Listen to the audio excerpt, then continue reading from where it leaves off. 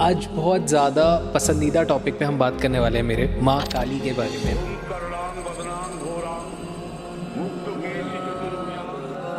बहुत सारे लोग डरते क्यों हैं महाकाली से? वो डरते इसलिए हैं कि जैसा उनका रूप दिखाया जाता है, उग्र जो फियर्स फॉर्म है उनका। बट समझने वाली बात यहाँ पे वो ये है कि उनका जो रूप है वो डराने के लिए नहीं होता है। एक्चुअली वो आपके जीवन में जो नकारात्मक ऊर्जाएं हैं वो उसका नाश करने वाली देवी है। और माँ बगलामुखी? माता बगलामुखी जो होती है वो एक्चुअली में स्तंभन की देवी है। स्तंभन मीन्स पावर टू पैरालाइज और स्टॉप। मतलब कॉन्सेप्ट समझाइए कि माँ काली से आप कैसे लोगों की लाइफ में हीलिंग करके इम्पैक्ट डालते हैं। कोई भी एक नॉर्मल ह्यूमन बीइंग सिर्फ होम चैंटिंग से ही माता काली की एनर्जी से कनेक्ट कर सकता है। क्या क्या लाइफ की प्रॉब्लम सॉल्व हो सकती है मेरी? फिजिकल, मेंटल, इमोशनल सारी प्रॉब्लम्स से सॉल्व होती हैं। बहुत सारे लोग का मानना ऐसा है कि अगर वो जाते हैं चाहे माँ काली की पूजा करें या कुछ ऐसे करें तो बहुत उल्टा भी असर पड़ता है। अगर मान लीजिए आपको नॉलेज नहीं है और आप उस रास्ते से उनकी पूजा करने लग गए बिना किसी गुरु के, तो फिर वो चीजें आपके साथ में उल्टा काम करना स्टार्ट कर देती हैं। जो लोग बिना गुरु के निकल पड़ते हैं, काम पूरी तरीके से तमाम हो जाएगा, आप ये मान के रखिए। कुछ ऐसा होता है कि इस लाइफ में आने से पहले मेरे पास ऑप्शन है कि मैं अपने पेरेंट्स चूज कर सकता हूँ, अपने पार्टनर चूज कर सकता हूँ? बिल्कुल होता है। सबसे पहले तो आप अपनी मदर को चूज करेंगे। Oh wow. इस दुनिया में जब आप आने वाले होते हैं तो सारी जितनी भी सोल्स होती हैं ये म्यूचुअल एक एग्रीमेंट करती हैं ऊपर, और सारी चीज सब कुछ प्री डिसाइडेड है। पर मेरी सोल ने ऐसा क्यों किया कि मैं धरती में जाके ये बीमारी से जूझूंगा या मेरा एक्सीडेंट होगा या मेरे साथ चीटिंग हो जाएगी? जब आपका कोई कर्म बाकी नहीं रह जाएगा, जब आप सारे कर्मों पे काम कर जाएंगे तो कहते हैं कि आपको मोक्ष की प्राप्ति हो जाएगी, आप ईश्वर के पास चले जाएंगे। आपको तो पहले कर्मास को खत्म करना है ना। तो ये ब्लैक मैजिक जो कर रहे हैं तो आज ही कर रहे हैं, तो ये तो पास्ट लाइफ से कोई कनेक्टेड नहीं हो, तो इससे बचने का भी तो फिर तरीका नहीं हो। आप बजरंग बाण का पाठ कर सकते हैं। ओम चम चम चम चपल चलंता ओम हनु हनु हनु हनु हनुमंता। जैसे शादी का कॉन्सेप्ट होता है उसमें कहते हैं कि 7 जन्मों के लिए ये रिश्ता निभाना है, पर अगले ही जन्म में तो सोल बदल गई। ये सब हमारे यहाँ बोला जाता है देखिए एक्चुअली, बट अगर वास्तविकता में आपको मैं बताऊं तो जो सोल होती है वो अगले ही जन्म में दूसरा पार्टनर चूज करती है। लोग ये कैसे समझे कि उनके ऊपर ब्लैक मैजिक हुआ है? लाइक जैसे मेरे आसपास कोई है, या फिर आपको बुरे सपने बहुत ज्यादा आने लग जाते हैं, फैमिली में अनटाइमली डेथ होने लग जाती है। ये जो लोग लोगों के ऊपर स्पेल्स करते हैं तो इनसे फर्क पड़ता है? किसी की नेगेटिविटी के लिए कोई स्पेल करवा रही है तो वो काम तो कर जाएगा, लेकिन वो बैकफायर भी होता है, ये आपको हमेशा याद रखना है।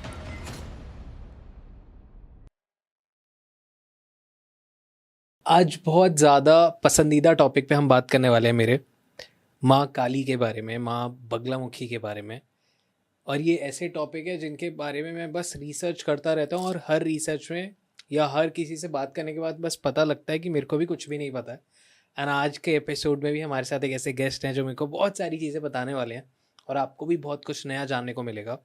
सो I put my questions, but उससे पहले मैं चाहूँगा कि आप थोड़ा सा ऑडियंस को अपने बारे में बताइए, क्योंकि पहली बार आपको लोग अडॉन टॉक्स पे देख रहे हैं। हाय, जय श्री महाकाल। मैं हूँ सोनिया शर्मा चंदेल एंड मैं महाकालेश्वर ज्योतिर्लिंग की नगरी उज्जैन से आई हूँ, स्पेशली अडॉन टॉक्स पर जो मेरा ऑफ कोर्स फेवरेट है। अरे एंड काफ़ी इंतज़ार के बाद आज मैं यहाँ पे आ पाई हूँ। एंड अगर मैं अपने बारे में बात करूँ तो बाबा महाकाल की जो ब्लेसिंग्स हैं उसकी वजह से ही आज इस मोडालिटी में यहाँ मैं आई हूँ, जिसकी वजह से मैं वरुण सर के पास में हूँ। अगर आज महाकाल बाबा नहीं होते तो शायद मैं इस मोडालिटीज़ में नहीं आती और वरुण सर के सामने नहीं बैठी होती। आप मेरे को वरुण ही बोलो, वरुण सर मत बोलो। एंड अभी मैं एक स्टूडेंट की तरह आपसे बहुत सारी इन्फॉर्मेशन लेने वाला हूँ, तो आप सर बोलोगे ना तो फिर वो अच्छा नहीं लगेगा मेरे को। तो आप बताइए, माँ काली के बारे में बताइए, क्योंकि बहुत सारे पॉडकास्ट और भी हुए हुए हैं, बहुत सारी यूट्यूब पे इन्फॉर्मेशन चलती है, but I want to know कि आपकी लाइफ में वो कैसे आई, बिकॉज वहाँ से मेरे को बहुत सारे चीज़ें पता लगेंगी। माता काली, जिसको मैं महाकाली बोलती हूँ, उनके साथ में अगर आप कहें कि मेरा एनकाउंटर कैसे हुआ, कि वो मेरी लाइफ में कैसे आई, तो उनका लाइफ में आने का एक रीज़न ये रहा है कि लाइफ में मेरी खुद की बहुत सारी प्रॉब्लम्स रही हैं। ऑफ कोर्स किसी की भी लाइफ परफेक्ट नहीं है, एंड मेरे साथ भी बहुत सारी प्रॉब्लम्स थी। एंड उन प्रॉब्लम्स के बाद में जब मुझे लगा कि इसका रास्ता कहाँ मुझे मिलना चाहिए, तब काफ़ी साल पहले मैंने अपने सपने में एक्चुअली ऐसा नहीं है कि मैं माता काली की पूजा करती थी रेगुलर, ऐसा कुछ भी नहीं है। मेरे सपने में एक्चुअली मुझको माता काली दिखी थी बार बार, और वो तब का टाइम था जब मैं खुद अपनी कुछ प्रॉब्लम से बहुत ज़्यादा जूझ रही थी। और उसके बाद में मैंने बस ऐसे ही आंखें बंद करके उनका मेडिटेशन करने की कोशिश की थी, जब इवन मैं इन मोडालिटीज़ में भी नहीं थी। जब मैंने उनका मेडिटेशन स्टार्ट किया था तब मुझे उस टाइम पर उनका जो हमारे ही उज्जैन का एक टेम्पल है वो दिखा था। एंड जब मैं वहाँ पर गई तब वहाँ पर जाने के बाद में एक लेडी बैठी हुई थी वहाँ पर, एंड वो एक बड़ी थोड़ी एजिड सी थी। एंड जब वो लेडी के पास से मैं गुजरी तो उन्होंने सडन मुझको रोका एंड मेरे सर पे हाथ रखा था कि तेरी जो भी परेशानियां चल रही हो बेटा वो सब कुछ ठीक हो जाएगी। एंड जब मैंने उनकी तरफ देखा तो बड़ा डार्क सा कॉम्प्लेक्शन था उनका, तो फॉर अ वाइल मुझको ये लगा कि जैसे ये खुद ही माता काली हैं, क्योंकि उनकी आंखें ऐसी बड़ी बड़ी सी थी और एकदम डार्क कॉम्प्लेक्शन था उनका। और बस वो लेडी ने जब मुझको आशीर्वाद दिया, वैसे रैंडम से लोग नहीं होते हैं, और उन्होंने ऐसा दिया and I was really shocked कि ये एकदम से क्या हुआ। राइट। और जैसे ही उन्होंने आशीर्वाद दिया फिर मैंने उनकी तरफ देखा और उनके पैर छुए क्योंकि वो ऑफ कोर्स एजेड थी। एंड बस मैंने पलट के माता काली के दर्शन किए, हाथ जोड़ा, और हाथ जोड़ने के बाद जैसे दोबारा मैंने सोचा अब हम इनसे बात करते हैं, देन सडन वो वहां से गायब हो गई थी। गूज बम्स वाला मोमेंट था मेरे लिए कि ये क्या हुआ आपके साथ में, कि इतने लोगों की भीड़ में सब वही हैं बट वो लेडी गायब हो गई थी। एंड उसके बाद में फिर मैंने धीरे धीरे उनकी पूजा स्टार्ट की, फिर मेडिटेशन स्टार्ट किया, और जो मेरी प्रॉब्लम्स एक्चुअल में जो चल रही थी जिसकी वजह से मैं वहाँ गई थी वो सॉल्व हुई थी, और वो एक मिरेकल था मेरे साथ में। लाइक मिसकैरेज हुआ, देन कंसीव करने में मुझको प्रॉब्लम्स आई, और वो मेरे लिए एक मैजिक था। अक्सर मैंने ये नोटिस करा है कि लोगों को ना भगवान की प्रेजेंस खींच लेती है खुद ही, और फिर वो ना दर्शन आपको देते हैं, नॉट एग्जैक्टली दर्शन बट महसूस करा देते हैं कि मैं हूँ। और बहुत बहुत लोगों के साथ ऐसा होता है, बट ना हर कोई सिग्नल समझ नहीं पाता। बिल्कुल। कि आई गेस आप लोगों का एनकाउंटर होता ही होगा भगवान से, कभी ना कभी तो होता होगा, बट आप वो सिग्नल नहीं ले पाते हैं। सो बहुत सारे लोग डरते क्यों हैं महाकाली से? वो डरते इसलिए हैं कि जैसा उनका रूप दिखाया जाता है, उग्र जो फियर्स फॉर्म है उनका, एक तो उनका डार्क कॉम्प्लेक्शन है, वो न्यूड फॉर्म में है। अगर आप देखेंगे तो उनके खोपड़ियों की जो माला होती है वो आप देखेंगे, मुंड माला उनके गले में धारण की हुई होती है, उनकी एक रेड जो जीभ बाहर होती है।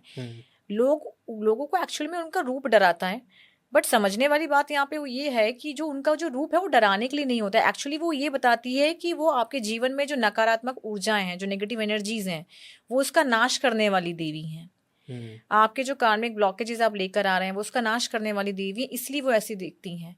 अगर मान लीजिए कोई चाकू है, कोई खंजर है और आपको कोई चीज़ काटनी है तो वो चाकू ही काम में आएगा ना, आप किसी नॉर्मल चीज़ से तो काट नहीं सकते हैं। और अगर आपको बुरी किसी विपत्ति का नाश करना है तो वहाँ माता काली ही आपकी हेल्प कर पाएंगी, ये आपको समझना है। और माँ बगलामुखी? माता बगलामुखी जो होती है वो एक्चुअल में स्तंभन की देवी है। स्तंभन मीन्स पावर टू पैरालाइज और स्टॉप। मतलब ये कि वो आपकी जीवा स्तंभन करती हैं, बुद्धि स्तंभन करती हैं, वाणी स्तंभन। मतलब ये कि सपोज मान लीजिए अगर कोई बैक बाइटिंग कर रहा है, गॉसिपिंग कर रहा है, आपके अगेंस्ट बोल रहा है, कुछ मैनिपुलेटिव आपके लिए चल रहा है, और अगर आप माता बगलामुखी के शरण में चले जाते हैं तो वो आपकी वाणी को स्तंभित कर देती है। इसका मतलब ये होता है कि आप बोलेंगे लेकिन आप उस इंसान के खिलाफ नहीं बोलेंगे, वो आपकी वाणी को रोक देंगी। वो लीगल बैटल्स में आपकी हेल्प करती हैं। एक्चुअली तो उनको स्तंभन की देवी कहा जाता है। स्तंभन का मतलब होता है पैरालाइज करना, और पैरालाइज करना वो नहीं, जैसे हम लोग बॉडी पैरालाइज हो जाती है तो कैसा हो जाता है, तो यहाँ पे पैरालाइज हो जाता है कि अगर मान लीजिए मैं आपके खिलाफ बहुत बोल रही हूँ, बड़ा मैनिपुलेशन चल रहा है मेरा, और आप माता बगलामुखी की शरण में चले जाते हैं, तो मैं बोलूंगी लेकिन मैं वो नहीं बोलूंगी जो आपके खिलाफ होगा। मैं नॉर्मल हो जाऊंगी, मेरी इंटेंशंस प्योर हो जाएंगी आपके लिए, मैं आपके लिए गलत नहीं सोचूंगी। तो बगलामुखी के लिए हम इसीलिए जाते हैं बगलामुखी के पास, दैत्य महाविद्या। बहुत सारे लोग का मानना ऐसा है कि अगर वो जाते हैं, चाहे माँ काली की पूजा करें या कुछ ऐसे करें, तो बहुत उल्टा भी असर पड़ता है कि वो खुद की अपनी ऊर्जाएं भी नहीं संभाल पाते हैं, उनकी लाइफ में परेशानियां बढ़ भी जाती हैं, नेगेटिविटी भी बढ़ जाती है। ये क्या होता है?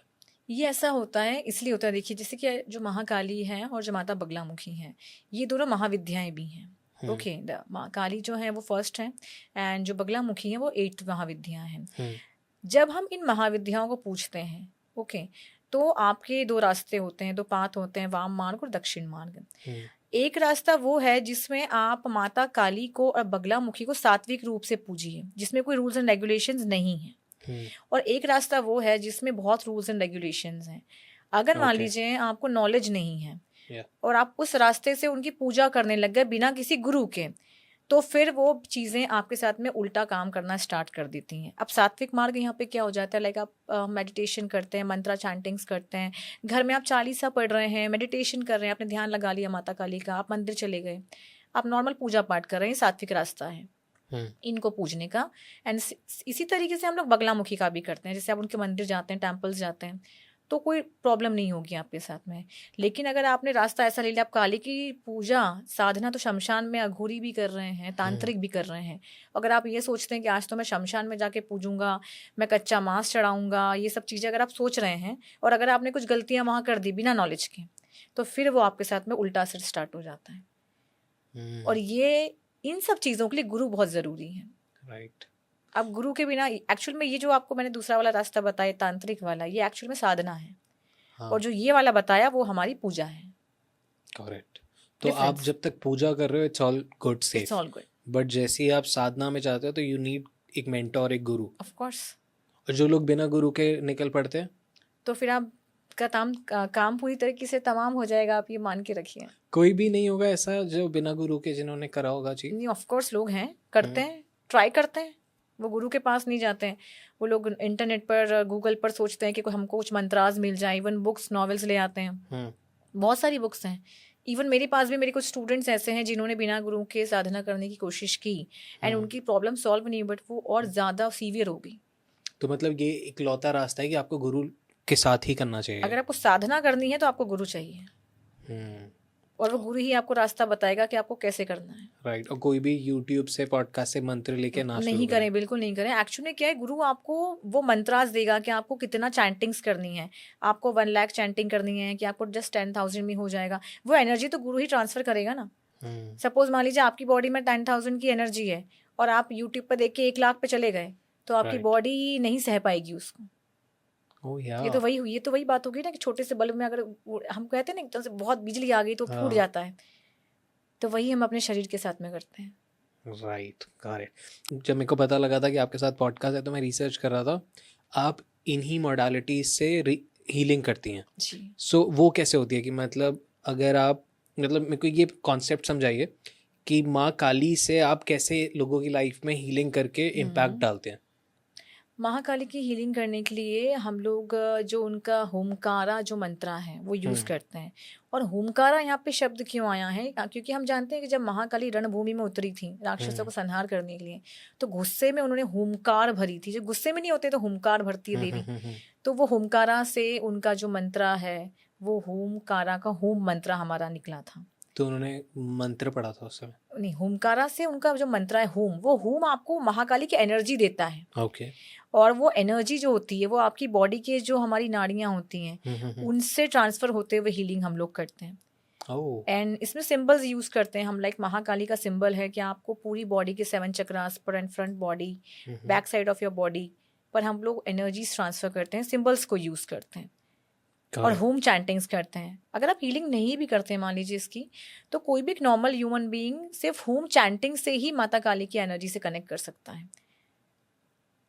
सपोज आपको लगता है कि किसी चीज़ का मुझे बहुत ज़्यादा डर लग रहा है, कहीं पे आपको उनसे कनेक्ट होना है, तो जस्ट आप चैंट कीजिए होम होम और माता काली पर पूरा ध्यान लगा दीजिए। तो आपको उनकी जो शक्ति है, जो पावर्स है, वो अपने आप महसूस होने लग जाएंगे कि होम जो है वो बहुत पावरफुल है। क्या क्या लाइफ की प्रॉब्लम सॉल्व हो सकती है मेरी ये हीलिंग से? इससे आपकी लाइफ की सारी प्रॉब्लम्स सॉल्व हो जाती हैं। ओके। फिजिकल एंड आपकी मेंटल, इमोशनल सारी प्रॉब्लम्स इससे सॉल्व होती हैं। ये आकाशिक रिकॉर्ड और ये सेम होता है या डिफरेंस होता है? नहीं, डिफरेंस होता है। बताइए। Akashic actually past life reading, हाँ। जिसमें हम लोग पास्ट लाइफ के कर्मास को देखते हैं, किसी की पास्ट लाइफ में जाते हैं कि अगर किसी इंसान ने क्या कर्मा किया है कि वो प्रेजेंट लाइफ में इतना सफ़र कर रहा है, इतनी प्रॉब्लम्स में है।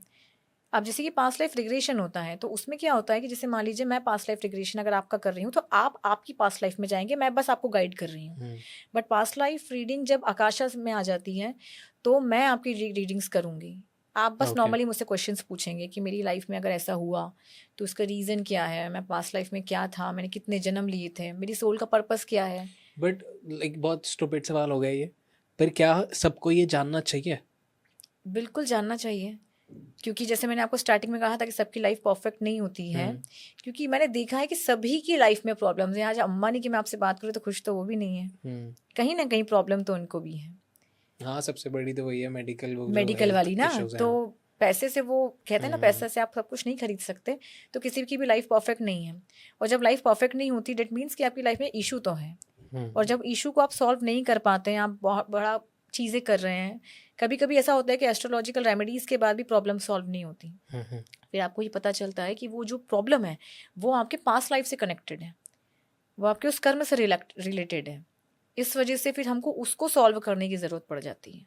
सपोज अगर मैं आपके साथ रिकॉर्डिंग करवा रहा हूँ, मतलब आकाशिक रिकॉर्ड्स हम कर रहे हैं, अब मैं पास्ट लाइफ में गया और पता लगा कि मैंने कुछ ऐसे गलत काम कर रखे हैं जिसकी वजह से मैं आज भुगत रहा हूँ, तो अब मेरे को वो भुगतना तो पड़ेगा ही, क्योंकि वो मेरा कर्म है, वो प्रारब्ध है जो भी है। तो अब मैं उसको क्या शॉर्टकट मारूंगा, क्या होगा कि मैं बचूंगा कैसे उससे? नहीं, आप उसके लिए बिल्कुल बचोगे ना। उसमें हम आकाशा में गाइडेंस लेते हैं।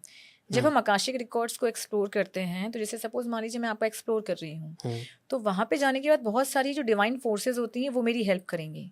उसमें हमारे मास्टर्स आ जाते हैं, टीचर्स, लव्ड वंस, आपके लव्ड वंस, क्योंकि मैं आपका एक्सप्लोर करने गई हूँ, तो वो सभी आपकी हेल्प करने के लिए आते हैं। जब मैं उनसे ये पूछूंगी कि आप किसी एक पर्टिकुलर प्रॉब्लम को लेके बड़ा परेशान है, तो इस प्रॉब्लम के लिए हम क्या करें, क्या ये खत्म हो सकती है? अगर वो खत्म हो सकती है तो यस एंड नो वहाँ पे आपको मिल जाएगा। और वो खत्म कैसे होंगी? नो आ गया तो? नो आ गया तो उसमें ये आएगा, हम गाइडेंस ले सकते हैं। इंटेंसिटी कम कैसे करें? इंटेंसिटी इसकी कम कैसे करें? अब मान लो अगर आपको एक्सीडेंट होने वाला है, कोई इंसान खत्म ही हो जाएगा, तो वो खत्म नहीं होगा। हो सकता है उसके हाथ पैर थोड़े से टूटेंगे, पर वो मरेगा नहीं। तो ये हम कर सकते हैं। खत्म होना ज़्यादा आसान नहीं हुआ। नहीं, तो हम ये चीज़ कर सकते हैं कि आप इंटेंसिटी को कम कर सकते हैं, ताकि आप थोड़ा कम भुगतेंगे। उसमें हम और रास्ते बता देते हैं। हम हीलिंग्स करते हैं आकाशा में। जैसे सपोजिंगली अगर मैंने कुछ कर्म किया, अब उसका फल मैं यहाँ पे भुगत रहा हूँ अभी प्रेजेंट लाइफ में, अब मैं उसको हीलिंग की मोडालिटी से चेंज कर सकता हूँ? बिल्कुल कर सकते हैं। और ये कैसे होगा?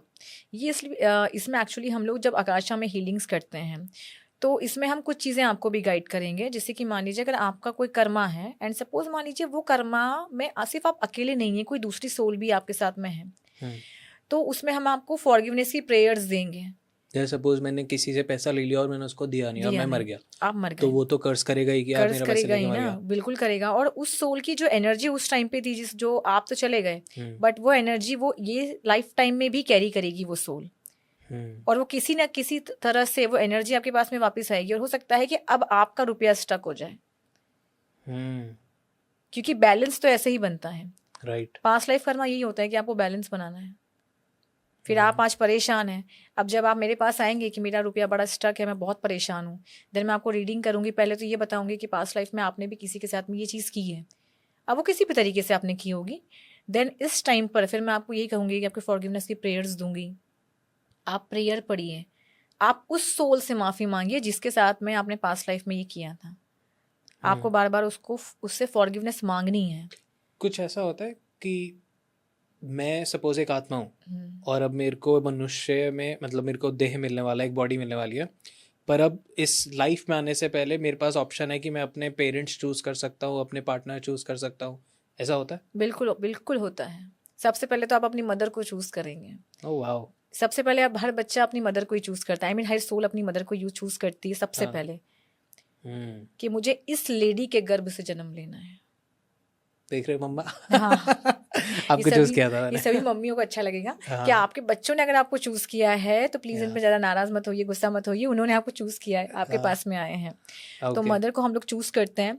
और जो लाइफ पार्टनर्स और बाकी जो लोग होते हैं, ये तो देखिए आपके सोल कॉन्ट्रैक्ट्स होते हैं एक्चुअल में, कि पास्ट लाइफ में अगर आपका किसी के साथ में सोल कॉन्ट्रैक्ट है, बनाया हुआ एग्रीमेंट है, लाइक कि सपोज मान लीजिए अगर पास्ट लाइफ में कोई आपका पार्टनर रहा होगा और उसके साथ में अगर कोई आपके अनफिनिश्ड कर्मास हैं, तो वो इस लाइफ टाइम में दोबारा आपके साथ में रिपीट होगा, बट वो पार्टनर नहीं बनेगा। कार्मिक कनेक्शन यही होता है। बिल्कुल। अनफिनिश्ड कर्मास, जो अनफिनिश्ड जो भी चीजें हैं जो बाकी रह गई हैं, बस वही आपका कर्म है। क्योंकि मैं यही आपसे पूछने वाला था कि अब हमने ये समझ लिया कि आकाशिक रिकॉर्ड से ये जान लिया कि मैं अपनी लाइफ में अपना पार्टनर चूज करके आया हूँ, पर अब बहुत सारे लोगों के एक ही टाइम पे दो पार्टनर्स भी होते हैं, तीन बिल्कुल। अफेयर भी कर रहे होते हैं, तो वो चूज कर रखा होता है उन्होंने कि हम इसके साथ एक्चुअली वो अफेयर सब करेंगे, इससे होते हैं शादी। उनके पास्ट लाइफ के वो कनेक्शंस होते हैं। अब जैसे मान लीजिए आपका कोई पास्ट लाइफ में आपकी कोई वाइफ होगी, ओके, अब इस लाइफ टाइम में हो सकता है आपकी शादी उसी सोल से नहीं हुई जो उस टाइम पे आपकी वाइफ थी, बट वो इस टाइम पर आपके फ्रेंड्स के ग्रुप में हो सकती है, ऑफिस में हो सकती है, ओके, कहीं नेबर्स में हो सकती है कि आपको बड़ा अट्रैक्शन है उसकी तरफ, और हो सकता है आपकी फ्रेंडशिप और आप लोग की बॉन्डिंग ऐसी हो कि आपको ऐसा लगे कि यार लाइफ पार्टनर, ऐसा लगता है कि बड़ी ऐसी वाली फीलिंग है कि आपको उससे बड़ा अटैचमेंट है। तो ऐसी सोल से जब हम अट्रैक्ट होते हैं बहुत ज़्यादा कि हम उनसे अलग नहीं हो सकते, हम उनसे दूर नहीं हो सकते, तो वो सारे हमारे सोल कॉन्ट्रैक्ट्स हमारी पास्ट लाइफ के होते हैं। पर करना क्या चाहिए? सपोज अब किसी इंसान ने किसी से शादी कर ली, अब उसकी अच्छी शादी चल रही है, अब उसका कॉर्पोरेट में उसने नई जॉब पकड़ी, वहाँ पे उसको कोई उसका बॉस या उसकी कलीग या उसका कोई भी बहुत पसंद आ गई। अब उसको यहाँ लग रहा है कि यार ये तो बहुत ही सोलफुल कनेक्शन है, इससे बहुत अच्छी दोस्ती हो रही है, यहाँ पे सब कुछ बहुत अच्छा प्योर फील हो रहा है, बहुत ज़्यादा नेगेटिव नहीं फील हो रहा, बट शादी भी अच्छी चल रही है, तो अब वो तो फंस गया कि यार यहाँ पे मैं बंधा हुआ हूँ बिकॉज ऑफ कमिटमेंट्स, और यहाँ पे मैं बंध रहा हूँ बिकॉज ऑफ इमोशंस। तो ये तो टेक्निकली आज के सिनेरियो में तो वो गलत कर रहा है, बिल्कुल। बट अब उसका पास्ट लाइफ की अगर वो वाइफ हुई तो वो क्या करे अब? नहीं, तो उसको सोल को रिलीज करना चाहिए फिर, क्योंकि कैसे? एक्चुअली देखिए अभी जो उसकी वाइफ है उसके साथ तो वो गलत नहीं कर सकता, लेकिन अगर उसको इतना ज़्यादा कनेक्शन फील हो रहा है तो अगेन अगर उसको नॉलेज है तो फिर उसको ये करना है कि अगेन डेली रात में सोने से पहले या दिन भर में 3 बार उसको आंखें बंद करके अपनी वो जो कलीग है उसकी सोल से उसको ये कहना है कि तुम्हारे मेरे बीच पास्ट लाइफ का जो भी कर्मास बाकी रह गया है, मैं उन कर्मास को यहीं पे ख़त्म करता हूँ, मैं तुम्हारी सोल से माफ़ी मांगता हूँ कि प्लीज़ तुम फ्री हो जाओ और मुझको भी फ्री कर दो। इंटेंट दे दें। बिल्कुल, आपको बार बार करना पड़ेगा, तो ऑटोमेटिकली आप धीरे धीरे उससे दूर हो जाएंगे, वो भी आपसे दूर हो जाएगी। ये चीज़ें हम लोग करवाते हैं। इस पॉडकास्ट में आगे बढ़ने से पहले I would like to introduce Milav to you guys. Milav एक ऐसा इनिशिएटिव है, एक ऐसी ट्रैवल कंपनी है जो आपको सारे धार्मिक स्थानों पे लेके जा रही है। ये आपको वृंदावन, मथुरा, बरसाना से लेके काशी, अयोध्या, जो भी आप जाना चाहते हैं, जहाँ भी आप जाना चाहते हैं, मिलाव आपको वहाँ पे लेके जा रहा है। मिलाव का एक सिंपल सा मीनिंग है मिलना, मिलाव करना, मीट योरसेल्फ थ्रू डिवाइन। आप अपने आप से मिले, पर उससे पहले आप अपने भगवान से मिले। भगवान से मिलने के बाद ही आप मिलते हैं। जैसे अर्जुन को कृष्ण जी मिलने के बाद अर्जुन मिला था, तो ऐसे ही आपको मिलाव आपसे मिलवाएगा भगवान के द्वारा। मिलाव को और ज्यादा जानने के लिए, मिलाव से जुड़ने के लिए आप नीचे डिस्क्रिप्शन में डिटेल्स देख सकते हैं। वहाँ पे आपको सारी ट्रिप्स के बारे में पता लग जाएगा, नेक्स्ट मिलाव कहाँ लेके जा रहा है, कब लेके जा रहा है, क्या है, सारी डिटेल्स आपको सब पता लग जाएगी, और मैं भी आपके साथ ट्रिप पे आऊंगा। तो जुड़िए मिलाव से and enjoy this episode, enjoy dot talks Hindi podcast, subscribe कर लेना। जैसे बहुत सारे लोगों का ना ऐसा होता है, मैंने देखा है कि किसी एक ही इंसान से बार बार उधार लेते रहते हैं और उधार खत्म ही नहीं होता। मतलब कि उनकी लाइफ में दिक्कत भी नहीं है पैसे की, बट कुछ ना कुछ सिचुएशन ऐसे बनती है कि वो एक इंसान से ही बार बार पैसा लेना पड़ता है, उसी को वापस नहीं दिया जाता, बाकी सबसे हो रहा है। तो ये भी पास्ट लाइफ से हो रहा होता है। ये पास्ट लाइफ से होता है ना, क्योंकि आपने जितना ज़्यादा किसी से लिया है और आप चुका नहीं पाए थे, तो वो इंसान फिर वो सोल अब उस पेंडिंग जो आपका कर्मा है, अब वो भी कर्मा ही था, तो उस पेंडिंग कर्मा को चुकाने के लिए वो सोल अगेन आपके पास में आती है। वो सोल कॉन्ट्रैक्ट की जो मैं आपसे बात कर रही हूँ वो यही होता है कि जब आपका जन्म होने वाला होता है, इस दुनिया में जब आप आने वाले होते हैं, तो सारी जितनी भी सोल्स होती हैं ये म्यूचुअल एक एग्रीमेंट करती हैं ऊपर। वो एग्रीमेंट ऐसा होता है कि लाइक आपका जो भी कर्मा बाकी रह गया है, तो अगेन हम सब नीचे वापस मिलेंगे, तुम्हारा ये रोल होने वाला है, मेरा ये रोल होने वाला है, मैं तुम्हारे साथ ये करने वाला हूँ, तुम मेरे साथ ये करने वाला, सारी चीज़ सब कुछ प्री डिसाइडेड है, सब कुछ जो कहते हैं कि लिखा है, सब कुछ प्री डिसाइडेड है। और वही चीज़ें होती हैं, इवन हमारी जो भी चीज़ें चल रही हैं, जो भी चॉइसेस है, ये सब हम लोग खुद ही पहले से तय करके आते हैं। हमें लगता है ना कि मैं इस सिचुएशन में फंस गई, मैं इससे कैसे बाहर आऊँ, तो वो एक्चुअली क्या आपका कॉन्शियस माइंड सोच रहा है, लेकिन जो आपका सबकॉन्शियस माइंड है वो तो सब कुछ जानता है सोल लेवल पर कि ये जो सिचुएशंस चल रही हैं, जो प्रॉब्लम्स चल रही हैं, ये हमने इसलिए बनाई हैं क्योंकि हमको उसको सॉल्व करके आगे बढ़ना है। फिर ये थोड़ा गिमिकी नहीं लगता कि मतलब अगर मैं आसमान में बाकी सोल्स के साथ ये डिस्कस करके आ गया कि मेरी लाइफ में ये परेशानी है या ये अच्छा है, और मैं नीचे आके वो भुगत रहा हूँ, उसमें मैं परेशान भी हो रहा हूँ, खुश भी हो रहा हूँ, क्योंकि आपका कॉन्शियस माइंड परेशान है ना। अगर आप सबकॉन्शियस लेवल पे चीज़ों को समझने लग जाओगे तो आपको सारी चीज़ें क्लियर हो जाएंगी। जैसे मेरे साथ में भी हुआ है, जिस मोडालिटी में आने के बाद में खुद के बारे में जब बहुत चीज़ें जानने लगे, रीडिंग्स खुद के करने लगे, तब बहुत सारी चीज़ों के आंसर्स मिले पर मैं तो फिर अपनी सोल से ही लड़ लूंगा कि यार तूने मेरी को इतना परेशानी क्यों दे दी।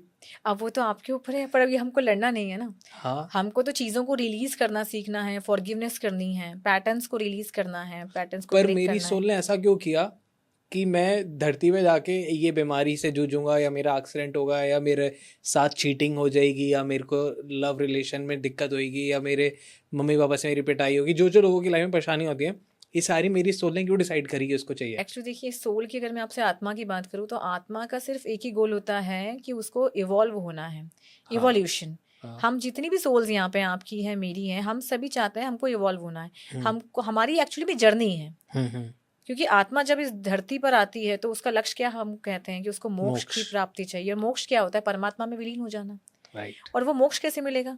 जब आपका कोई कर्म बाकी नहीं रह जाएगा, जब आप सारे कर्मों पे काम कर जाएंगे तो कहते हैं कि आपको मोक्ष की प्राप्ति हो जाएगी, आप ईश्वर के पास चले जाएंगे। लेकिन अगर आपके कर्मास पेंडिंग हैं, जब सब चीज़ें पेंडिंग हैं, तो आपको मोक्ष की प्राप्ति हो ही नहीं सकती।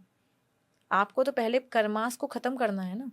तो इसलिए आपकी सोल सब चीज़ें चूज करती है कि अभी जन्म लूंगा, सब ठीक करूंगा, फिर एक स्टेप आगे मेरी सोल जो है वो और इवोल्यूशन उसका होगा। तभी कहते हैं कि ये ओल्ड सोल है, ओल्ड सोल जब प्रेमानंद जी हुए। हाँ जी। तो वो सोल इसीलिए चूज करती है, क्योंकि अगर आपने जो बाकी रह गया उस पर काम ही नहीं किया तो फिर इवोल्यूशन कहाँ होगा? आप तो वहीं फंस गए ना, आप तो अटके रह जाएंगे। वो मैरी गो राउंड है, वहीं घूम रहे हैं, वहीं घूम रहे हैं, ऊपर तो हम जा ही नहीं रहे। तो मतलब माया में उलझना पड़ेगा ही एक बार। आपको उलझना तो पड़ेगा, ठीक और करने उलझ के के लिए फिर सुलझना भी है। सुलझना भी है, आपको काम करना पड़ेगा उसके ऊपर। तभी आपकी जो आत्मा, जो सोल जर्नी है, क्योंकि हम सभी की सोल जर्नी है। पर सोल ने कभी तो लाइफ में पहला जन्म लिया होगा। लिया होगा, बिल्कुल अब लिया जो होगा। उसने पहला जन्म लिया होगा, अगर उसी में वो बिल्कुल कोई गलत कर्म ना करे, फिर तो उसका पहला जन्म ही, क्योंकि उसका पास्ट लाइफ रिकॉर्ड तो कोई है ही नहीं। नहीं था, नहीं था। तो उसको अगर उसने पहला जन्म ही एक भी पाप नहीं करा तो फिर तो वो सीधा ही मोक्ष। बट देखिए, ऐसी तो कोई सोल नहीं है हमारे। तो भगवान भी जब इस धरती पे आए तो गलतियां तो उनसे भी हुई ना, क्योंकि मनुष्य जन्म ही ऐसा है कि आप बच नहीं सकते। अगर आप रास्ते में चल रहे हैं, आपको ध्यान नहीं है, और अगर आपने चींटी को भी मार दिया तो गलती तो वो भी आपने की है ना, भले वो अनजाने में की है। तो गलतियां तो होती ही हैं। ये तो बहुत बड़ा ट्रैप नहीं बना के भेजती भगवान ने ट्रैप ही तो बना रखा है हम सभी के लिए कि आप सभी को यही घूमना कि है, तुम जाओ मरो खपो। तुम जाओ अपनी गलतियों को ठीक करो। एंड ये भी डिपेंड करता है कि हमको धरती पे जन्म लेके अपनी गलतियों को ठीक करना है या नहीं। ये भी हमारे ऊपर कोई ऐसा नहीं प्रेशराइज किया गया है। अगर चलो, ये तो मैं आपकी बातें सारी समझ रहा हूँ, बट एक बहुत कॉम्प्लेक्स सवाल जो लोग ना समझ नहीं पाते बहुत आसानी से, क्योंकि इमोशन में फंस जाते हैं। आपने बताया कि सबकॉन्शियसली हमारा दिमाग बहुत समझदार है और कॉन्शियसली उतना ही बेवकूफ़ है ना, वो उलझ जाता है। पर सबकॉन्शियसली हमारे को अंदर से पता होता है कि हम जीत जाएंगे, हम कर जाएंगे, हम आगे बढ़ सकते हैं, बीमारी है, ये वक्त है, ये गुजर जाएगा, सबको पता होता है। पर जैसे ही वो एक्चुअल वक्त आता है, चाहे किसी का ब्रेकअप हुआ हो, तो मेरे को इतने सारे डीएम जैसे आते हैं जहाँ पे लोग एकदम पागल हो जाते हैं कि यार वरुण भाई आप कुछ ऐसा कर दो, या आप हमारे बिहाफ पे हमारे पार्टनर को मैसेज कर दो कि वो वापस आ जाए, या हम कुछ भी करने के लिए रेडी हैं, हम कोई तांत्रिक एक्टिविटी भी कर देंगे, हम किसी भी एस्ट्रोलॉजर को कितना भी पैसा दे देंगे, हम कुछ भी कर देंगे, पर हमारे को हमारा प्यार वापस चाहिए। अब सबकॉन्शियसली तो उनको ये समझ होगी कि यहाँ से निकल जाएंगे, फेज है, सब कुछ है, बट कॉन्शियसली उनकी ऐसी हालत होती है कि उनका शरीर भी इतना काँप रहा होता है। मतलब मैं देख के फिगर आउट नहीं कर पाता कि अब इनको कैसे हेल्प कैसे करूँ। सो ये क्या हो रहा होता है, इससे लोग बच्चे कैसे, क्योंकि बहुत ज़्यादा हो रहा है लोगों के साथ। इससे बचने के लिए आपको बस यही करना है। देखिए, एक्चुअल में सबसे पहली चीज़ तो ये है कि आपको यहाँ से ये डिसाइड करना है कि मुझे बचना है या नहीं, ऐसे बाहर निकलना है कि नहीं। क्योंकि कभी कभी दो चीज़ें होती हैं कि लोग निकलना चाहते हैं लेकिन अंदर से वो सोल को रिलीज़ नहीं करते हैं। मतलब उस इंसान से दूर होना चाहते हैं लेकिन कहीं ना कहीं उसकी पास्ट लाइफ मेमोरीज में स्टक रहते हैं, दिमाग से उसको बाहर नहीं निकाल पाते हैं। तो आपको क्या करना होता है कि जो भी इंसान है, हर इंसान के अंदर एनर्जी है, तो आपको उसकी एनर्जी के साथ में कॉर्ड कटिंग करना बहुत ज़रूरी होती है। कॉर्ड कटिंग इज लाइक कि आपकी जो एनर्जी है वो मेरी एनर्जी के साथ में कनेक्टेड है, भले कोई भी रिलेशन रहा हो। इवन अगर मैं यहाँ से अभी आज चली जाती हूँ तो उसके बाद भी आपकी और मेरी जो एनर्जी है वो आज कनेक्ट हुई है। तो आपको अपने पार्टनर के साथ में कॉर्ड कटिंग बार बार करनी है। एंड कॉर्ड कटिंग आप इस तरीके से कर सकते हैं, कोई भी है, बट इसको आपको रेगुलरली करना पड़ता है। जिन लोगों को अलग होना है, आप कुछ ही मत कीजिए, आप अपनी आइज़ क्लोज कीजिए, अपने सामने उस इंसान को विजुअलाइज कीजिए जिसके साथ में आपको दूर होना है, अलग होना है। आप चाहते हैं कि यहाँ से और यहाँ से वो निकल जाए। आप आंखें बंद कर लीजिए, ओके।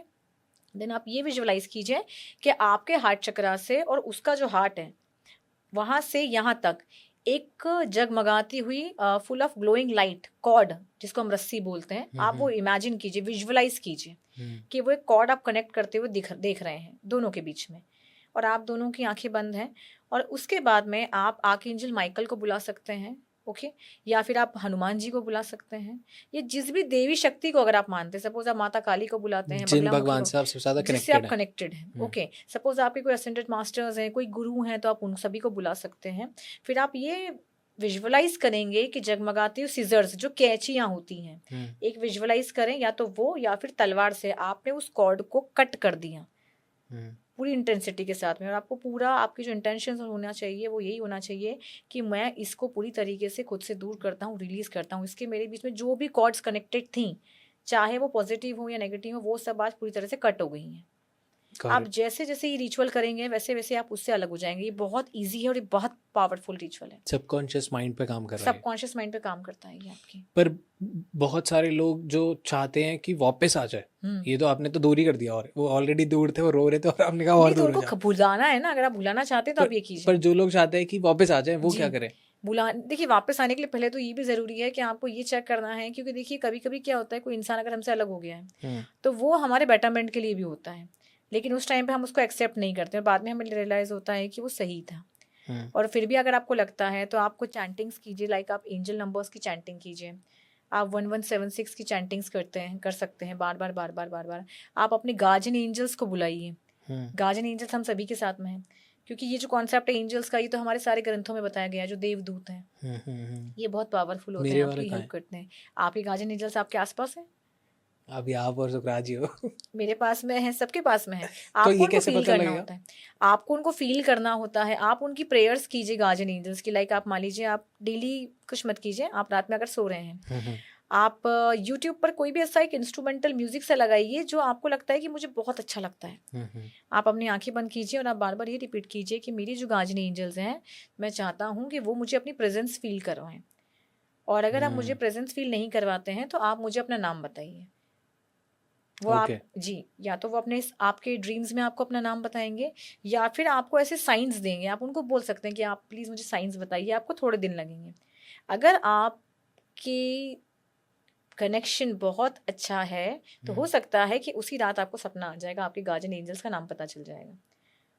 सारे concept is more of like connecting with universe. Yes, आपको अपने आप को पहले उतना प्योर महसूस करना होगा और बनाना भी होगा। हाँ, सबसे पहले तो महसूस करना होगा कि अगर आप बना भी रहे हो और आप महसूस नहीं कर रहे तो कुछ नहीं होगा ना। बिल्कुल। बट अगर आप महसूस करना स्टार्ट करते हो तो इवेंचुअली आप बनाना शुरू कर ही दोगे। बिल्कुल। और जैसे आपने अपने आप को प्योर किया, उसके बाद आप चाहे गुरुद्वारे जा रहे हैं, चाहे आप मंदिर जा रहे हैं, चाहे आप मस्जिद जा रहे हैं, कहीं पे भी जा रहे हैं, आप कनेक्ट कर जाएंगे, इजीली कनेक्ट कर जाएंगे। फिर शायद आपको मेडिटेशन की भी जरूरत नहीं पड़ेगी। हो सकता है कि आप बस आंखें खोल के भी उस ईश्वर से बात कर लेंगे, आप इतने पावरफुल हो जाएंगे। और आपकी सोच खुद के प्रति, लोगों के प्रति अच्छी होना चाहिए। जो कहते हैं ना, हम काम, क्रोध, लोभ, ये सब से आपको परे हो जाना है। आप पॉजिटिव रहिए। अब हमने अभी तक जितनी बात करी, हमने करी पास्ट लाइफ से जो चीज़ें हमारी लाइफ में अब हो रही हैं, पर बहुत सारे अब के जो कनेक्शन है, चाहे वो लोगों के रिश्तेदार होते हैं, चाहे दोस्त होते हैं, चाहे कलीग्स होते हैं, कुछ भी होता है, पड़ोसी होते हैं, वो आज की दुनिया में है, उनका मे बी कोई पास्ट लाइफ से लेना देना ना हो, पर वो आज की जेलेसी में, फियर में, डर में, दुश्मनी में, किसी भी नेगेटिव इमोशन में ब्लैक मैजिक कर देते हैं। तो ये ब्लैक मैजिक जो कर रहे हैं तो आज ही कर रहे हैं, और इसका इम्पैक्ट भी अभी हो रहा है। तो ये तो पास्ट लाइफ से कोई कनेक्टेड नहीं हुआ, तो इससे बचने का भी तो फिर तरीका नहीं हुआ, या क्या तरीका हुआ? रेमेडीज करके बच सकते हैं ब्लैक मैजिक से। सपोज हम ये कह सकते हैं कि जैसे मान लीजिए अगर किसी के ऊपर ब्लैक मैजिक हुआ है तो कुछ रेमेडीज होती हैं, जैसे कि मान लीजिए आप नरसिंह कवच होता है, ओके, ये आपको गूगल पे मिल जाएगा। आप इसका 41 डेज तक आप डेली, आपको 11 पार्ट करने हैं 41 डेज तक। कुछ ये रेमेडीज होती हैं जो हम लोग देते हैं और ये बड़ी पावरफुल होती हैं। आप बजरंग बाण का पाठ कर सकते हैं, ये भी आपको ऐसे ही करना है। आपको संकल्प लेना है सबसे पहले दिन कि मैं इस उद्देश्य से ये पूजा कर रहा हूँ और मेरे ऊपर जो भी ब्लैक मैजिक है, नकारात्मक ऊर्जाएं हैं मुझ पे या परिवार पे, वो पूरी तरह से खत्म हो जाए। और आपको डेली एक ही टाइम पे करना है, आसन बिछा के करना है, आपको दीपक लगा के करना है। कुछ चीज़ें बड़ी मैंडेटरी होती हैं। आप नरसिंह कवच का पाठ कीजिए, आप बजरंग बाण का पाठ कर सकते हैं, या आप हनुमान चालीसा का पाठ कर सकते हैं। ये कुछ चीज़ें होती हैं करने की। पता इनसे लग जाता है कि मैजिक ब्लैक मैजिक हुआ है किसी आप पे? रीडिंग से पता कर सकते हैं। Okay. ब्लैक मैजिक में देखिए बहुत सारी चीजें होती है, वो भी डिपेंड करता है किस टाइप का किया गया है। ब्लैक मैजिक कभी कभी एक टाइम पीरियड के लिए भी किया जाता है। सपोज मान लीजिए अगर मुझे किसी पे करवाना है तो मैं सोचूंगी किसी इंसान के साथ में 3 साल तक की समस्याएं होना चाहिए। लाइक कि अगर आपकी जॉब से मुझे जेलसी है तो आपकी जॉब छूट जाए, आपको जॉब नहीं लगे 3 साल तक, या बच्चे नहीं होते हैं, शादियां नहीं होती हैं, फैमिली में किसी की डेथ हो जाती है, किसी का वंश आगे नहीं बढ़ रहा है, तो वो अलग अलग तरीके से होता है। अलग अलग आपकी सोच अलग होती है कि आपको क्या हार्म करना है, किसी के जीवन में हार्म कैसे कर सकते हो आप। राइट। अगर कोई परिवार में खुश है तो आपको उसका परिवार तोड़ना है, कोई पैसे में बड़ा ऐसा हो रहा है तो आपको उसका पैसा खत्म करना है। तो वो डिपेंड करता है कि आपको करना क्या है। होते हैं। बिल्कुल। ओके। जैसे शादी का कॉन्सेप्ट होता है उसमें कहते हैं कि 7 जन्मों के लिए ये रिश्ता निभाना है, पर अगले ही जन्म में तो सोल बदल गई, सोल ने तो चूज कर लिया कि मैं ये पार्टनर लूँगी वो पार्टनर लूँगी, तो वो 7 जन्म 8 जन्म जो भी कॉन्सेप्ट होता है वो तो फिर खत्म हो गया। खत्म हो जाता है बिल्कुल। तो ये 8 जन्म ये सब एक है?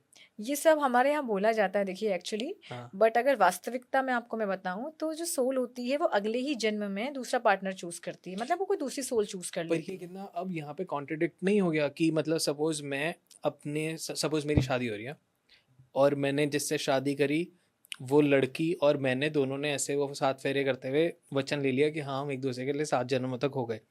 अब मेरी सोल तो थोड़ी कैजुअल है, तो वो इस जन्म में निभा रही है अच्छे से, पर वो अगले जन्म के लिए सोच रही है कोई और मिल जाए। बट अगर वो लड़की बहुत ज़्यादा डेडिकेटेड हो गई मेरे लिए या मेरी सोल के लिए, तो उसने तो सोच लिया कि नहीं मैं भगवान मेरे को 7 जन्म यही चाहिए, उसने सोल ने भी उसकी सोच लिया।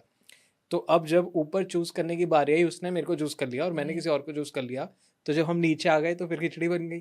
खिचड़ी बन जाएगी, लेकिन देखिए ये इसमें सबसे पहली बात ये है कि वो लड़की कॉन्शियस लेवल पर अगर कर रही है तो उसके चूज करने का कोई मतलब नहीं है। सबकॉन्शियस लेवल पर क्या चीजें चल रही हैं। अगर आप दोनों का आपस में कोई अनफिनिश्ड कर्मा इस जन्म में नहीं रहता है तो अगले जन्म में आप फ्री हो जाओगे, वो भी फिर आपको चूज नहीं करेगी, वो तो कॉन्शियस माइंड है उसका जो चूज कर रहा है, और कॉन्शियस माइंड ही चूज करता है हमारा एक्चुअल में देखा जाता है तो, सबकॉन्शियस लेवल पे नहीं होता है। या अगले जन्म में बहुत ज्यादा अगर अटैचमेंट है तो फिर ये चीज होगी कि वो जो लड़की है वो आपकी एकदम बेस्टी बन के आपके जीवन में आएगी, या ये भी हो सकता है कि वो सिस्टर बन के आपके जीवन में आ जाए, या आपकी बेटी बन के आ जाएगी, क्योंकि उसको आपके साथ में रहना है तो वो बेटी के रूप में भी आपके पास में आ सकती है, क्योंकि रोल्स जो होते हैं वो चेंज हो जाते हैं। जैसे मैं आपको खुद का मेरा बताऊं तो मेरी जो बेस्ट फ्रेंड है जिससे बहुत मेरा अटैचमेंट है, मेरी पास्ट लाइफ में, एक पास्ट लाइफ में हम दोनों हस्बैंड वाइफ हैं, रह चुके हैं, और एक पास्ट लाइफ में मैं उसकी मदर थी। ये हमारा 3rd जन्म है एक दूसरे के साथ में। तो ये जो इतना अटैचमेंट है, जो सब चीज़ें हैं, इसका रीज़न हमको पता चला था जब हमने रीडिंग की थी। तो आपकी जो लगता है कि मेरी जो पार्टनर है तो फिर वो आपकी बेटी के रूप में जन्म ले सकती है। सभी चीज़ें इसी तरीके से कनेक्टेड होती हैं आपस में। इतना एक्साइटिंग है ना कि अब जितने लोग देख रहे होंगे सबके दिमाग में चल रहा होगा कि हमारे आसपास जितने लोग हैं उनका क्या पास्ट लाइफ में बिल्कुल कनेक्शन है। बट कभी कभी मेरे को लगता है कि आपको जब एक्चुअल प्रॉब्लम है, बहुत सीरियस प्रॉब्लम है, तब आप ये करो तो मेक सेंस। बट बहुत सारे लोगों को अब जैसे मेरे को हो रहा है कि फन के लिए करें कि जाने की मेरी मम्मी मेरे पिछले जन्म में क्या कनेक्शन था या मेरे दोस्तों का मेरे साथ क्या कनेक्शन था, तो क्या ये सही तरीका है करने का? ये करना चाहिए? आप कर सकते हो, बिल्कुल कर सकते हो, उसमें कोई हार्म नहीं है। आप अपने रिकॉर्ड्स ओपन करके देख सकते हैं, पूछ सकते हैं। बहुत सारे लोग करवाते हैं, कुछ लोग तो अपने एनिमल्स के लिए करवाते हैं, पेट एनिमल्स का करते हैं कि मेरे इस एनिमल के साथ में मेरा क्या कनेक्शन था, तो वो भी आपको पता चलता है कि अभी जस्ट अ स्ट्रे डॉग जो आपके घर के बाहर आके बैठा हुआ है, लेकिन पास्ट लाइफ में वो आपका खुद का पेट एनिमल था और वो इस जन्म में आपको ढूंढते हुए आया है क्योंकि उसको आपके साथ में रहना है। एंड जैसे मेरा खुद का पेट एनिमल है, वो मेरी पास्ट लाइफ में मेरा स्टूडेंट था जो अभी मेरा पेट एनिमल है। तो उसके बाद में कनेक्शन जो होता है ना, कहते हैं बहुत बॉन्डिंग आपकी बहुत डिफरेंट तरीके से आप सोचने लग जाते हो जब आपको पता चल जाता है कि ये तो पास्ट लाइफ का साथी है मेरा। ये कितना सैड होगा कि सपोज जिससे मेरी शादी हुई है, मैंने उसके साथ पास्ट लाइफ वो करवाया, मेरे को पता लगा पिछले जन्म में मेरी बहन थी, मेरे तो सारे इमोशन दिल जाएंगे। बिल्कुल हो जाएगा वो आपके साथ में, लेकिन एक्चुअली क्या होता है कि वो पास्ट लाइफ की बात है। पर फिर भी मेरे तो प्रेजेंट में ऐसा हो जाएगा कि यार तू तो बहन थी, तेरे साथ तो अब सारा इमोशन ही बदल गया। बट आपको अपनी थिंकिंग ऐसी रखनी है ना कि आप ये नहीं सोचें। क्योंकि आप अब देखो ये भी है कि आप इतना ज्यादा डिटेलिंग में रीडिंग करवा रहे हो कि नहीं मुझे तो जानना है कि ये कौन था क्या था, वो भी डिपेंड करता है। कुछ बट ऐसा एक्चुअली केस हुआ है नहीं, कभी? हम लोग का रीडर्स का ऐसा होता है कि हम लोग फिर ऐसे टाइम पे ना इतना ज़्यादा ऐसे एक्सप्लोर नहीं करते जब हमको लगता है कि जवाब नहीं देना चाहिए। तो हम फिर ऐसे क्वेश्चंस का जवाब घुमा फिरा के देते हैं फिर। बस ये बोल देते हैं कि ये आपकी फैमिली मेम्बर थी, बहन वगैरह हम नहीं बताते। बट ये कितना अजीब नहीं हो जाएगा, मतलब कितना कॉम्प्लेक्स हो जाएगा।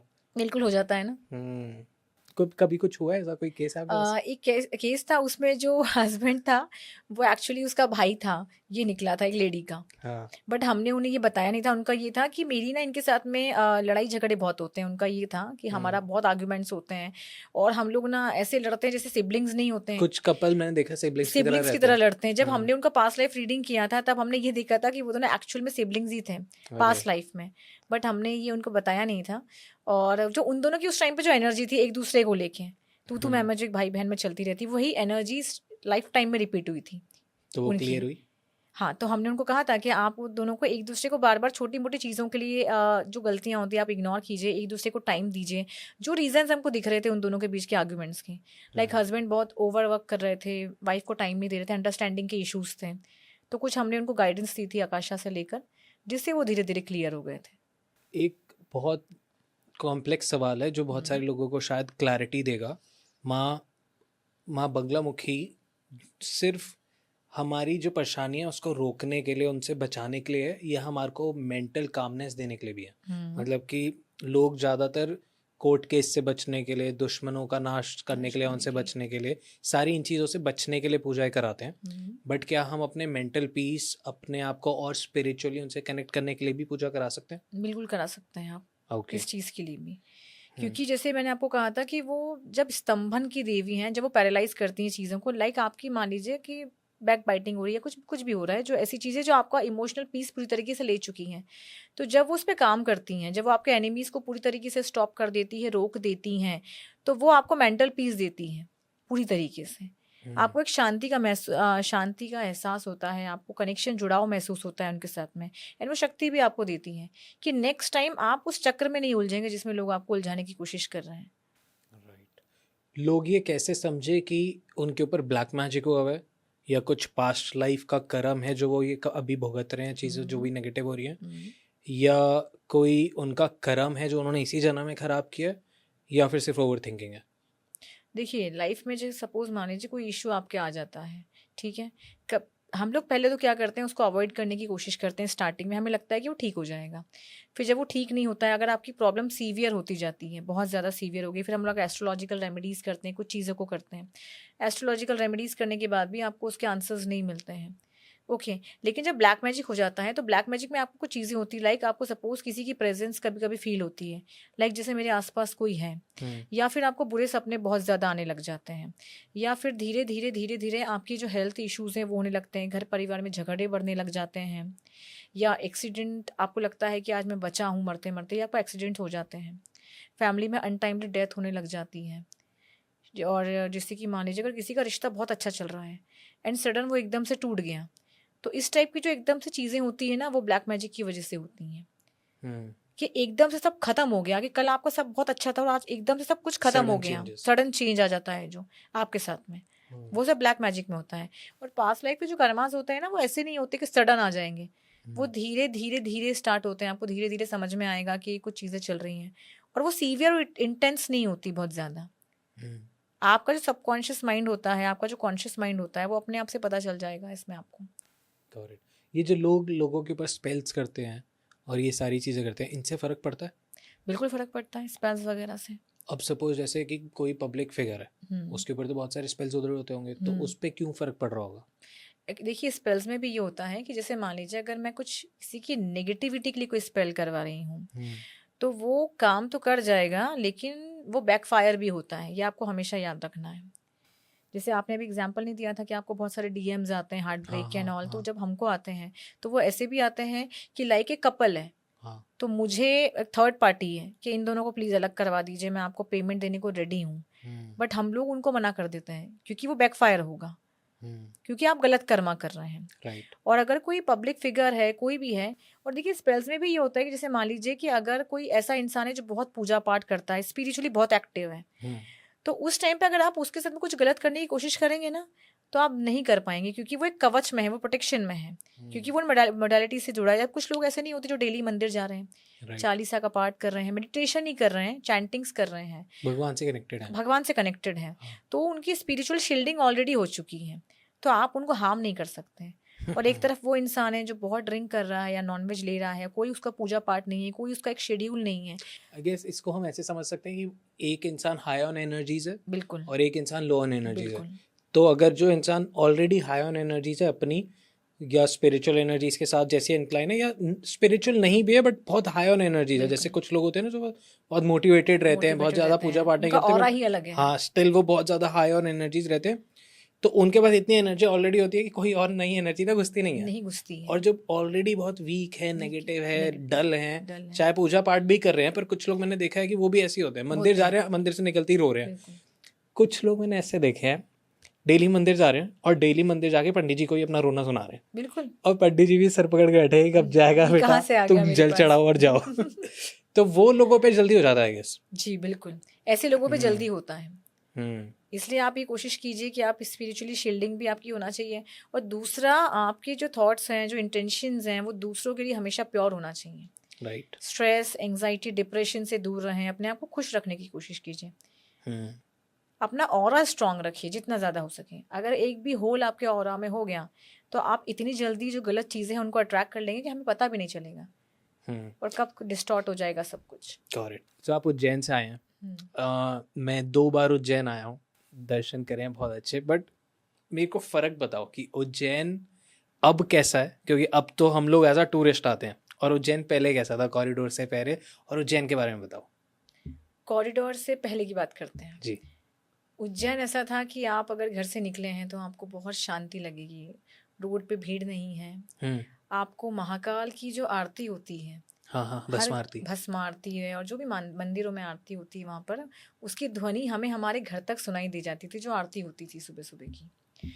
और रोड ऐसे थे कि आप इजीली चल सकते हैं, महाकाल ऐसे थे कि हम लोग बैठ के घंटों उनके दर्शन करके उनको निहारते रहते थे। और वहाँ पर जाने के बाद में इवन आप मेडिटेशन कर सकते थे मंदिर के अंदर बैठ के आराम से, आपको कोई नहीं उठाएगा। हाँ। आप आराम से बैठ सकते हैं, महाकाल है तो मेरे महाकाल है, गर्भगृह में आप जाएं, आप दर्शन करें, आराम से उनको टच कीजिए, आप उनको हाथ लगाइए। ये कॉरिडोर के पहले का महाकाल है। और कॉरिडोर के बाद का महाकाल ये है कि आप गर्भगृह में तो आप जा ही नहीं सकते। हाँ। और अगर आप बाहर खड़े हैं नंदी हॉल में तो आप हार्डली, अगर मैं आपको ये कह दूं कि आप 5 सेकंड भी आप खड़े होकर आपने महाकाल को देख लिया तो शायद बहुत बड़ी बात है, आपको वहां से हटा दिया जाएगा। राइट। आपको इतनी वहां भीड़ मिलेगी कि आपको महाकाल के दर्शन करने में घंटों लग जाएंगे। ये बाद का महाकाल हो गया है। मैं जब गया था तो मेरे को याद है सावन का दूसरा सोमवार था, और हम लोग आरती में थे, भस्म आरती में थे, और जब हम लोग एग्जिट कर रहे थे तो सारा प्रोटोकॉल अरेंजमेंट था। तो वो प्रोटोकॉल अरेंजमेंट होने के बाद भी बहुत ज़्यादा दिक्कत थी, क्योंकि सावन चल रहा था और सोमवार भी था।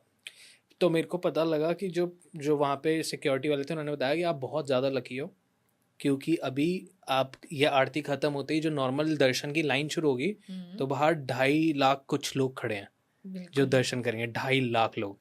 और जब मैं बाहर निकला हूँ ना तो वो सारे एक साथ चिल्ला रहे हैं जय महाकाल, महाकाल महाराज की जय। वो बहुत अलग एक्सपीरियंस था।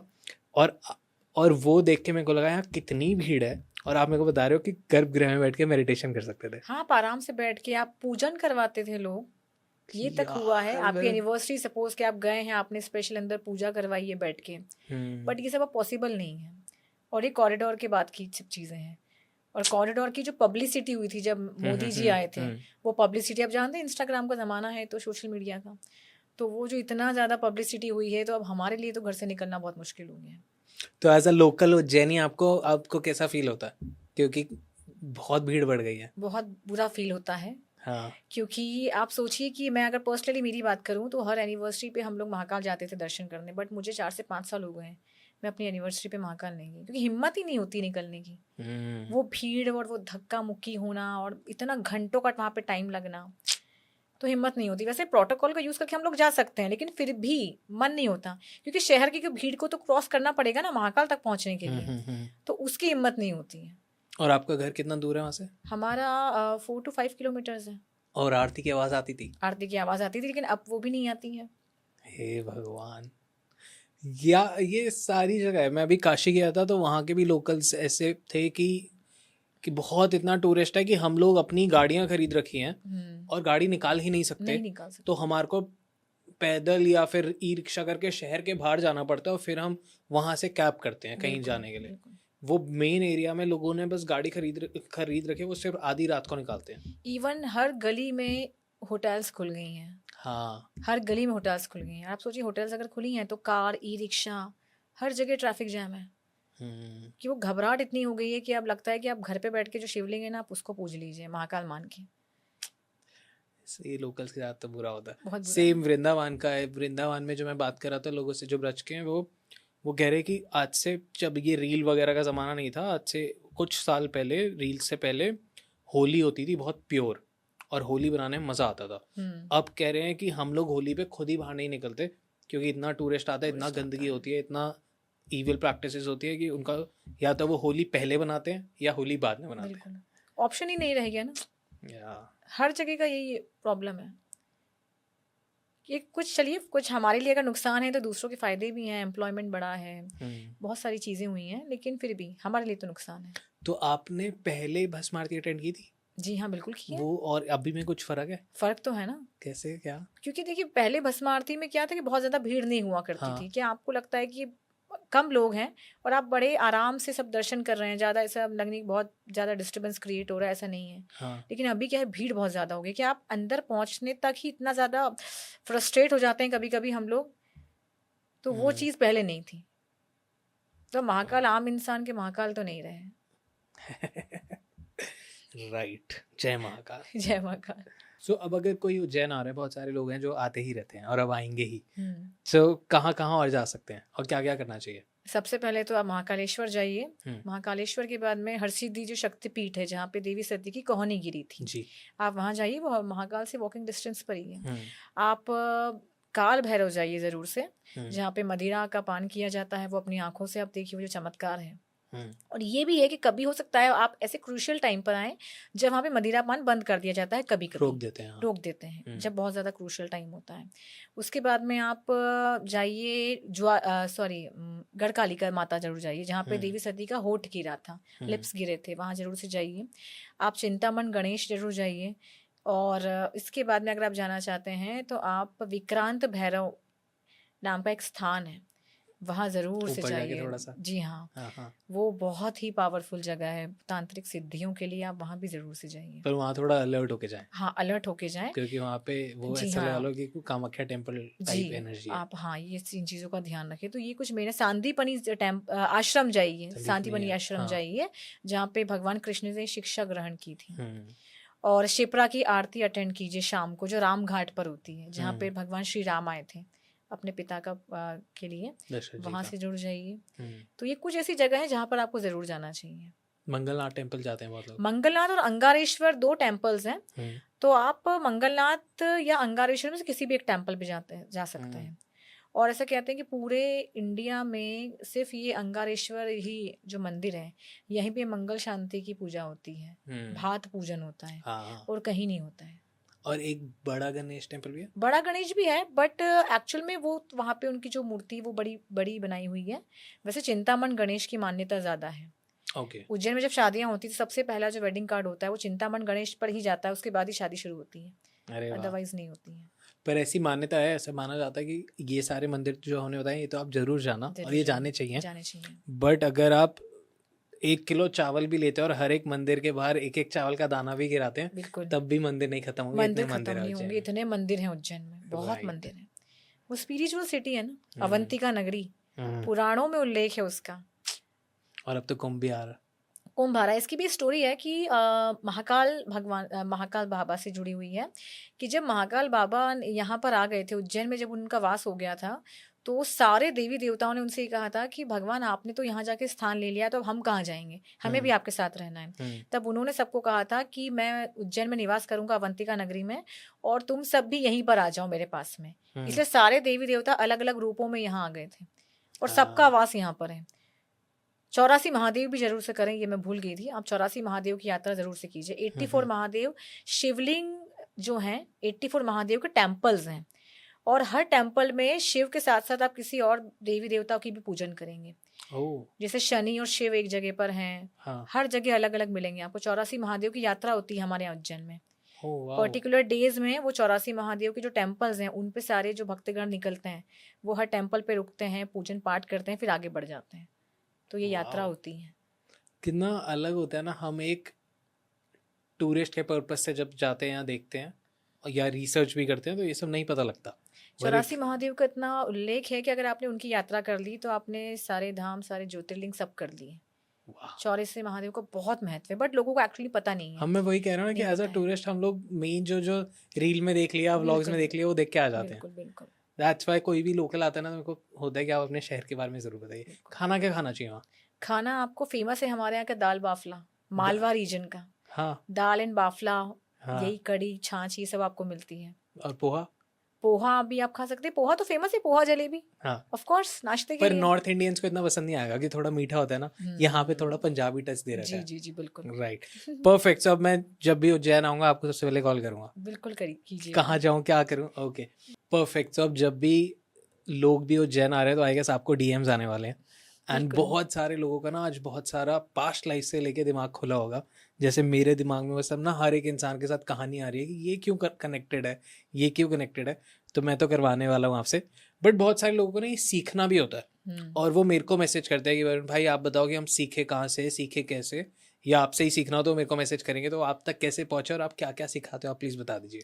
वैसे तो देखिए मैं 57+ मॉडलिटीज़ सिखाती हूँ। ओके। अलग अलग कोर्सेज हैं उसमें, और उसमें आकाशिक रिकॉर्ड्स रीडिंग है लाइक, और जो हमारा पास्ट लाइफ रीडिंग होता है। एंड इसमें मीडियमशिप होता है। मीडियमशिप इज जिसे मैं एज अ मीडियम कनेक्ट करती हूँ आपके किसी डिसीज्ड लव्ड वंस से। क्योंकि जब हमारा कोई अपना चला जाता है, लगता है कि हमने उससे बात नहीं की, कुछ सवाल अधूरे रह गए, कुछ बोलना बाकी था। तब ऐसे में लोग कनेक्ट करते हैं बात करने के लिए। और एनिमल कम्युनिकेशन हो जाता है जिसमें आपको अपने जानवरों से बात करनी। जैसे एनिमल कम्युनिकेटर्स क्या होते हैं, लॉस्ट एंड फाउंड केसेस होते हैं। कि अगर कोई जानवर खो गया है तो उसको ढूंढना है, तो वो ढूंढने में फिर हम लोग हेल्प करते हैं। तो ये सारी चीज़ें जो है ये आप सिखा भी सकते हैं क्योंकि हम लोग सिखाते हैं। इसमें स्पिरिचुअल तिलक मेकिंग आ जाता है। आप देखिए, आप किसी मंदिर पे गए, वहाँ पर आपको कुमकुम मिल रहा है, सिंदूर मिल रहा है, आप वो लेके लगा लेते हैं, बट वो उसका वो रिजल्ट नहीं आता जो हम लोग एक्सपेक्ट करते हैं। तो कैसे आप अपने लिए कोई कुमकुम बना सकते हैं, हनुमान तिलक बना सकते हैं, शिव तिलक बना सकते हैं, बगलामुखी तिलक बना सकते हैं, धनवंतरी तिलक बना सकते हैं, कैसे आप उसको एनर्जाइज करें। ये चीज़ मैं उनको स्पेशली सिखाती हूँ क्या, ताकि आप अपना बनाइए।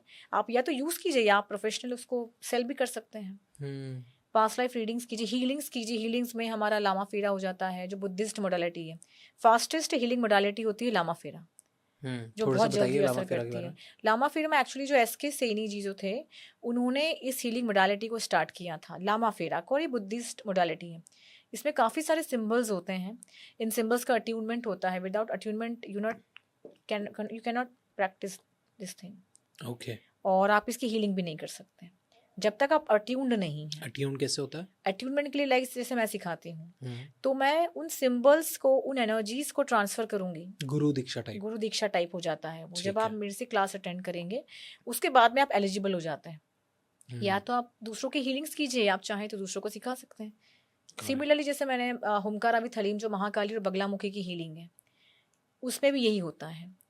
एंजल्स की हीलिंग होती है और थीटा हीलिंग होती है कि आप सबकॉन्शियस लेवल पर हीलिंग करते हैं, आप DNA हीलिंग करते हैं। तो ये सारी बहुत सारी काफ़ी मोडालिटीज़ हैं जो मैं सिखाती हूँ। और इनको सीखे एक्चुअल में ये आप पे डिपेंड करता है कि आप खुद के लिए काम करना चाहते हैं। जैसे कुछ लोग खुद के लिए ही सीखते हैं कि हमें सिर्फ अपनी प्रॉब्लम्स ठीक करनी है। कुछ प्रोफेशनल वे में से इसको स्टार्ट करते हैं कि हमको प्रोफेशनली करना है। कुछ होते हैं कि सेल्फ हील करके अपनी फैमिली को ठीक करते हैं। कुछ अपनी शांति के लिए भी सीखते हैं मेरे जैसे इंसान जी, कि मुझको बस शांति चाहिए। हाँ, मैं अगर मैं कुछ सीख रहा हूँ तो मैं इसलिए सीख रहा हूँ जी कि शांत हो जाऊँ या कुछ नया पता लग जाए, कुछ नया पता लग जाए, बस यही चलता है। Right, awesome, thank you so much. I guess हमने ऑलमोस्ट सारी चीज़ें कवर करी जितनी भी मेरे दिमाग में आ रही थी। बट लास्ट में जाते जाते इफ़ यू वांट कि ऑडियंस को आप कुछ बोलना चाहो तो आप बोल सकते हैं। ऑडियंस को मैं यही बोलना चाहती हूँ कि अगर आपकी लाइफ में कोई इशू चल रहा है, कुछ प्रॉब्लम चल रही है, तो आप ये मान के चलिएगा कि वो हमारी सोल से कनेक्टेड है। मैं हमेशा सभी को कहती हूँ, इवन मैं अपनी क्लासेस में स्टूडेंट्स को कहती हूँ कि अपना एक शेड्यूल आप बनाइए। जैसे हम लोग डेली उठते हैं, मॉर्निंग ब्रश करना, नहाना, ये सब हम जानते हैं, लेकिन आप एक चीज़ ज़रूर से कीजिए, कुछ नहीं करते हैं तो आप सुबह, दोपहर, शाम, थ्राइस अ डे आप फॉरगिवनेस ज़रूर से कीजिए कि मेरी लाइफ में जो भी इश्यूज चल रहे हैं, उन सभी इश्यूज के लिए मैं अपने पिछले जन्म में जाकर सभी सोल से माफ़ी मांगती हूँ और उन सभी सोल्स को माफ़ करती हूँ जो मेरे इस परेशानी से जुड़ी हुई हैं। हे परमपिता, मुझे माफ़ कर दीजिए और मैं आपसे भी माफ़ी चाहती हूँ, क्योंकि जब तक आप माफ़ नहीं करेंगे तब तक आप उम्मीद मत कीजिए कि वो ईश्वर आपको माफ़ करेगा। बस इतना ध्यान रखिए।